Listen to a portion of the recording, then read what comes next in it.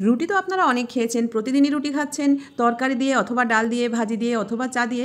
তো আজকে আমি এমন একটি রুটি আপনাদের সাথে করে দেখাবো। এই রুটিটা খেতে কিন্তু কোনো কিছুই লাগবে না, কোনো রকম তরকারি ছাড়া, চা ছাড়া এই রুটিটা খেতে এতটাই সুস্বাদু হবে যে আপনাদের মুখের স্বাদই কিন্তু বদলে দিবে। প্রতিদিন একঘেয়ে রুটি পরোটা খেতে খেতে আমাদের কিন্তু আর ভালো লাগে না। তো এই রুটিটা আপনারা বানিয়ে খেয়ে দেখুন এবং বাচ্চাদের দিন দেখবেন ওরা প্রতিদিন খেতে চাইবে। রুটিটা কিন্তু খুবই পুষ্টিকর হবে। তো চলুন রুটিটা কীভাবে তৈরি করা যায় দেখে নিই। আসসালামু আলাইকুম। আজকে আমি আপনাদের সাথে দারুণ একটি রেসিপি শেয়ার করব। তো প্রথমে আমি নিয়েছি একটি পাত্র এবং এর ভেতরে দিয়ে দিচ্ছি 2 চামচ পরিমাণ আটা। আপনারা আটা অথবা ময়দা দিতে পারেন। তারপরে দিয়ে দিচ্ছি 1 টেবিল চামচ পরিমাণ ছাতু। যদি ছাতু থাকে সেটা দিতে পারেন, আর ছাতু তো দেখা যায় অনেকের ঘরে থাকে না, সেক্ষেত্রে আপনারা কিন্তু 1 চামচ পরিমাণ বেসন দিতে পারেন। তো যে কোনো বেসন আপনারা দিবেন, কোনো সমস্যা নেই। আর কিন্তু দিতেই হবে যে কোনো শস্যদানার একটু আটা এখানে অ্যাড করতে হবে। তো এবারে আমি দিয়ে দিচ্ছি সামান্য একটু লবণ। দেখুন লবণের পরিমাণটা কিন্তু বেশি না, সামান্য। আর দিয়ে দিব চিনি। আমি এখানে 1/2 টেবিল চামচ পরিমাণ চিনি ব্যবহার করছি। আপনারা চাইলে একটু বেশিও দিতে পারেন। চিনি দিলে কিন্তু রুটি খুব সুন্দর সফট হয় এবং স্বাদও বদলে যায়। তো সামান্য একটু চিনি আমি এখানে অ্যাড করছি।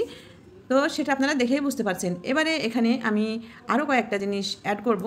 মাত্র কয়েকটা উপকরণ দিয়ে কিন্তু খুব সহজে আপনারা এটা করে নিতে পারবেন। অনেক সময় দেখা যায় আমাদের বাসায় অনেকটা দুধ বেঁচে যায়, সেই দুধটা ব্যবহার করতে পারেন। আবার এখানে 1 চামচ গুঁড়ো দুধও ব্যবহার করতে পারেন। তো গুঁড়ো দুধ দেখা যায় অনেকের বাসায় নাও থাকতে পারে, কিন্তু লিকুইড এরকম দুধ থাকে, তো সেখান থেকে আপনারা কিছুটা দুধ এখানে দিয়ে দিবেন। অথবা ঘরে যদি দই থাকে সেটাও দিতে পারেন।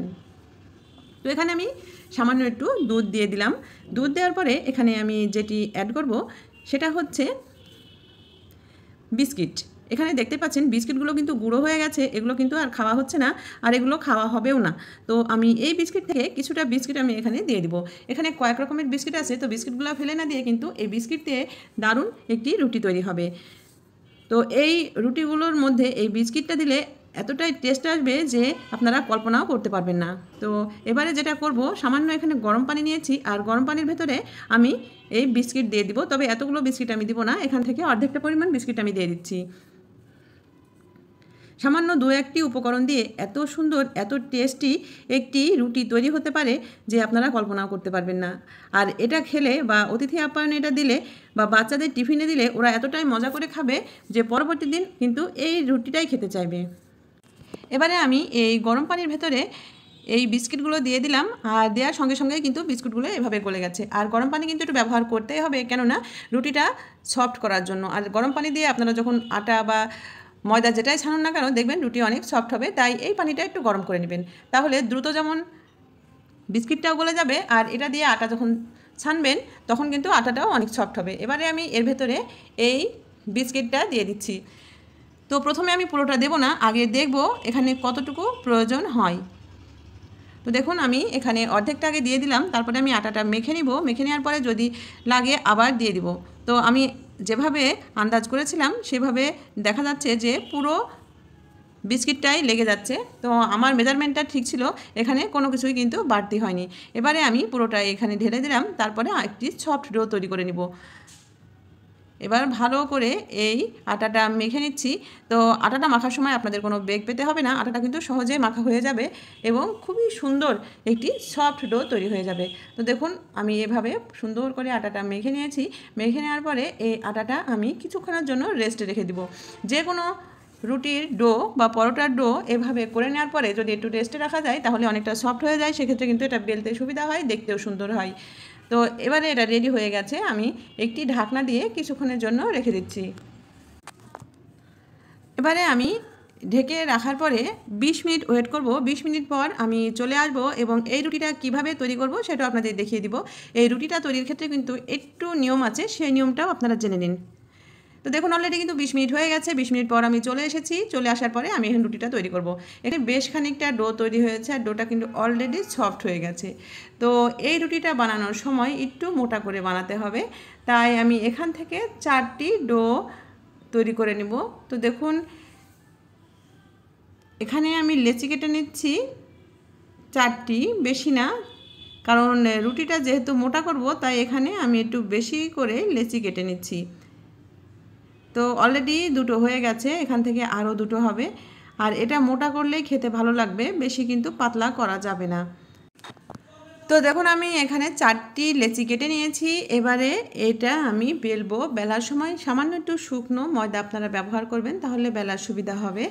তো যেহেতু এখানে রুটি তৈরি করব, তাই আমি শুকনো ময়দা দিয়ে দিচ্ছি। আপনারা যদি এটা দিয়ে পরোটা তৈরি করতে চান তবুও শুকনো ময়দা দিয়েই বেলবেন। এখানে আলাদা করে তেল ব্যবহার করার দরকার নেই। রুটিটা এমনিতেই অনেক সফট হবে, তাই এত তেল দেওয়ারও কোনো প্রয়োজন পড়বে না। এবারে দেখুন আমি এখানে সামান্য শুকনো ময়দা দিয়ে আস্তে করে বেলে নিচ্ছি। আর এটা বেলতেও কিন্তু অনেক সুবিধা হবে, কোনো রকম চিমড়ে ভাব হবে না। অনেক সময় দেখা যায় কাঁচা আটার রুটি বেলতে গেলে চিমড়ে হয়, যেটা নড়তে চায় না, রাবারের মতো আটকে যায়, সেরকম কিছুই হবে না। তো দেখুন আমি একটু মোটা করে বেলে নিয়েছি। আর পরোটা যেভাবে বেলে একটু মোটা করে সেভাবেই বেলতে হবে। বেশি পাতলা করলে কিন্তু এই রুটির মজাটা পাবেন না। তো এভাবে আমি সবগুলো রুটি বেলে নিয়েছি, আর দেখতে পাচ্ছেন অনেকটা মোটা পরোটার মতো। তো এবারে আমি এই রুটিগুলো ছেঁকে আপনাদের দেখাবো। প্রথমে আমি চুলার পরে একটি প্যান বসিয়ে দিয়েছি। প্রথমে এটা আমি একটি রুটি সেঁকে দেখাবো, তারপরে এটা পরোটা সেঁকে দেখাবো। এটা দিয়ে কিন্তু আপনারা রুটি পরোটা সবই করে খেতে পারবেন। যেহেতু মোটা, একটু আপনারা টাইম নিয়ে এটা ছেঁকে নেবেন, দেখবেন খুব সুন্দর ছাঁকা হয়ে যাবে। আর এই রুটিটা এতটাই নরম হবে, মুখের ভিতরে দেওয়ার সঙ্গে সঙ্গে মুখের সাথে মিলিয়ে যাবে। আর এর টেস্টটা এতটাই ভালো হবে যে বারবার খেতে মন চাইবে। তো রুটি অলরেডি আমি একটা ছেঁকে নিয়েছি, তারপরে একটি পরোটা ছেঁকবো। তার জন্য আমি হালকা এপাট ওপাট একটু ছেঁকে নিচ্ছি। ছেঁকে নেওয়ার পরে আমি এর ভিতরে দিয়ে দিচ্ছি সামান্য একটু ঘি। আপনারা চাইলে সামান্য একটু তেল অ্যাড করতে পারেন। তো আমি এখানে একটু ঘি ব্যবহার করব, যেহেতু আমার বাচ্চা এটা খাবে। আর আমার বাচ্চা কিন্তু খুব মজা করে এটা খেয়েছে, ওর খুবই পছন্দ হয়েছে। অনেক সময় বাচ্চারা দেখা যায় টিফিনে কোনো কিছু খেতে চায় না, ওরা টিফিনে কিন্তু এটা দিলে মজা করে খাবে। এতটাই মজা এবং এতটাই টেস্টি এবং এতটাই সফট। তো দেখুন এই পরোটাটাও আমি কিন্তু ছেঁকে নিয়েছি। আমি দুইভাবে করে দেখালাম, আপনারা ট্রাই করে দেখবেন কোনটা খেতে বেশি মজা লাগে।